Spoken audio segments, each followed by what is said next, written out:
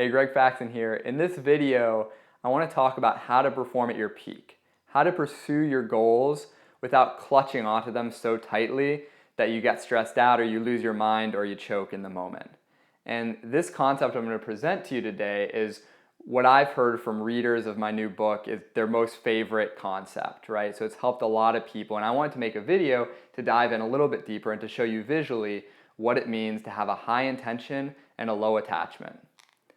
All right, so that phrase, high intention, low attachment, something I learned only in the past couple years, and it just brought in all of the personal development kind of knowledge that I had heard and finally organized it into one mantra. And I realized, okay, in the past when I've gotten caught up pursuing my goals, when I've gotten stressed out, here's what was happening.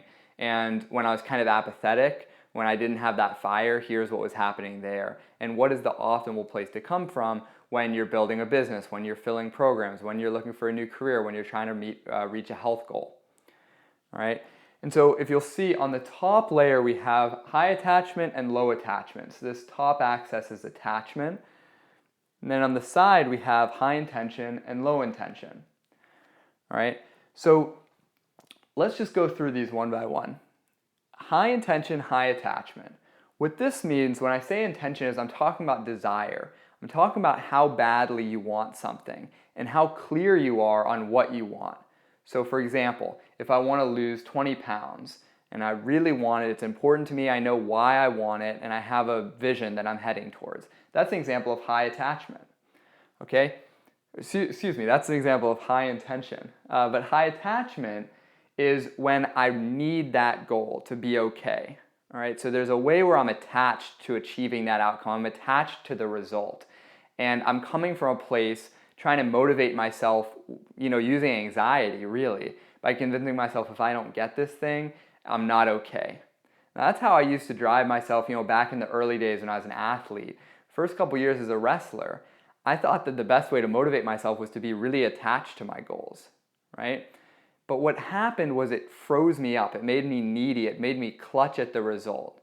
And especially in business, if you're someone who has a client-based business, your clients sense that. If they sense a neediness or attachment to a certain outcome, it's just human nature to want to run away from that, right? So high intention, high attachment, and an example of that is if you're on a date with someone with high intention, high attachment, usually not a very fun time, right? Because you can feel their neediness. They want it to work out so badly that they're kind of staking their self-worth on it, right? And it's repelling to us. So with high intention, high attachment, we get needy. And this is where most high performers start. They're really committed to their goals, but where they go wrong is they get attached to those results happening. And that's when people freeze up and that's when people choke. Low intention, high attachment. All right, well, what's this type of person with low intention and high attachment? So this is the victim. All right, so the victim doesn't really know what they want. They're not being intentional about their life or their business or their career, but they're attached to it going well, right? So this is kind of a funny place to be where they get attached, they get really upset if something doesn't work out, and it feels totally out of their control because they're not being intentional about charting their own path. This is a bad place to be, right? Low intention, high attachment is not where you want to be because you don't really know what you want, but you just get frustrated when things don't go your way. All right, so let's talk about low intention, low attachment. All right, low intention, low attachment. This is where apathy starts to come in. All right, apathy. For me, I don't think low intention is a great place to be. If the way some people interpret Buddhist teachings, for example, they make it seem like, oh, it's bad to desire, it's bad to have wants and aspirations. That's not how I read into, Buddhist type methodology. And I think that it's actually not the greatest thing to have low intention because I think high intention is what drives us as human beings. It's pursuing a certain goal. It's wanting to grow. It's wanting to achieve. It's wanting to perform at your peak. It's wanting to unleash your potential and your gifts into the world in some way.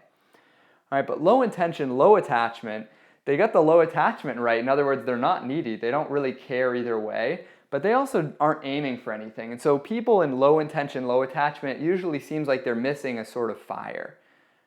Right? They're just kind of, they're not ignited. You don't know what they're driving towards. And as opposed to someone on the date who has high intention, high attachment, who's needy, this type of person kind of like doesn't care either way. And it's not in an attractive way because it doesn't feel like they even want this. Right? So we have neediness, victim mentality, and apathy. None of these are really optimal performance state in life or in business. What we want is high intention, low attachment. And this is where the champion lives. All right? When I talk about being a champion in your life and being a champion in your business, the champion lives in high intention, low attachment. Here's what this looks like. The champion, unlike just the high performer who's attached to their goals, has learned to be okay regardless of the outcome. They're coming from a place of being whole and being grateful and just being solid. They just have a solid base. And so if they win that wrestling match, if they lose it, it's okay, right? If they get that relationship or they don't, it's okay. If they get that business result or they don't, it's okay fundamentally. Now, that doesn't mean that they aren't laser focused on their goals, that they don't have a desire, that they aren't going to pursue something with all that they have, all right?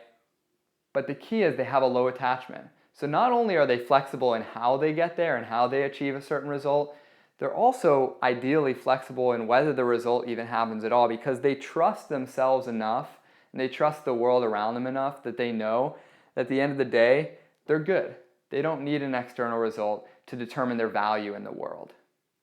Now, high attachment is usually a symptom of low self-worth, right? If we don't really feel worthy, if we feel like we're not enough, then we're going to need those goals in order to make ourselves feel okay. If we believe our value comes from what we do and what we achieve, you better believe I'm going to be highly attached. But the champions learn to separate their value as a human being from the results that they get. And so even though they have a high intention to create and serve and perform at a high level, at the end of the day, they're going to be okay and they're going to be grateful and they're going to remember what matters, and their worth isn't going to fluctuate when they get a client and then go down when they don't get a client, go up when their income goes up, right? Them as a human being, they're separate from those external results. So how do you, if you're in one of these zones, how do you get to high intention, low attachment, to this champion zone?